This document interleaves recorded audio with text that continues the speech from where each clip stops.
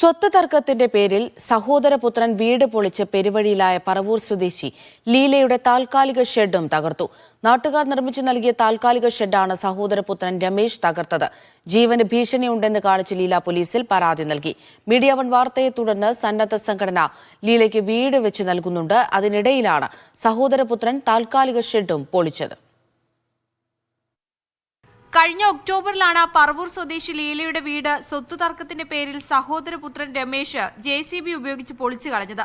ലീലയുടെ ദുരിതം media one പുറത്തുവിട്ടതിന് പിന്നാലെ പ്രതിപക്ഷ നേതാവിന്റെ ഇടപെടലിനെ തുടർന്ന് സന്നദ്ധ സംഘടന പുതിയ വീട് വെച്ച് നൽകാൻ തയ്യാറായിരുന്നു.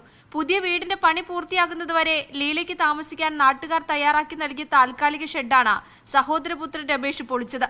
പൊളിച്ചു കളഞ്ഞ വീടിനു സമീപം നിർമ്മിച്ച ഷീറ്റുമേഞ്ഞ താൽക്കാലിക ഷെഡിലായിരുന്നു 5 മാസമായി ലീലയുടെ താമസം. ഇതിനിടയിലാണ് വീണ്ടും സഹോദരപുത്രന്റെ ക്രൂരത. ഇന്നലെ വരെ ഞാൻ അവിടെയാണ് കിടന്നത്. ഇന്ന് വൈകുന്നേരം പണിയും കഴിഞ്ഞ് വന്നപ്പോ അന്നത്തെ അവസ്ഥയിൽ തന്നെ അന്ന് വീടായിരുന്നു, ഇന്ന് ഷെഡ് പൊളിച്ചിട്ടേക്കണ്. കയറ് മുറിച്ചിട്ടത് ഒക്കെ അവിടെ കാണാം. അവൻ തന്നെയാണ് എനിക്ക് നല്ല ഉറപ്പാണ്. അവൻ അവിടെ 11 മണിക്ക് കണ്ടതായിട്ട് ചിലര് പറഞ്ഞിട്ടുണ്ട് എന്നോട്.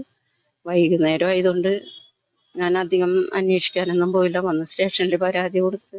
സംഭവത്തിൽ രാത്രിയോടെ ലീല പറവൂർ പോലീസിൽ പരാതി നൽകി. പോലീസ് രാവിലെ സ്ഥലത്ത് പരിശോധന നടത്തും. താൽക്കാലിക ഷെഡും പൊളിച്ചതോടെ ലീല ബന്ധുവീട്ടിൽ അഭയം തേടിയിരിക്കുകയാണ്. Media one, Kochi.